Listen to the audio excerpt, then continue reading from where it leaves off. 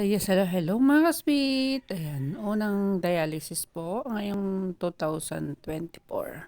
At ayan mga ka-sweet, 4 na oras na naman po tayong dialysis. At sana po ay maging okay ang ating mga dialysis sa mga susunod pang araw mga ka-sweet. Ayan, sana ay maging okay ang dialysis nitong buong taon ng 24. Ayan, maraming salamat sa Panginoon sa panibagong taon na naman mga ka-sweet. At ayan nga po mga sweet, medyo puyat tayo lately, nito mga nakaraang araw.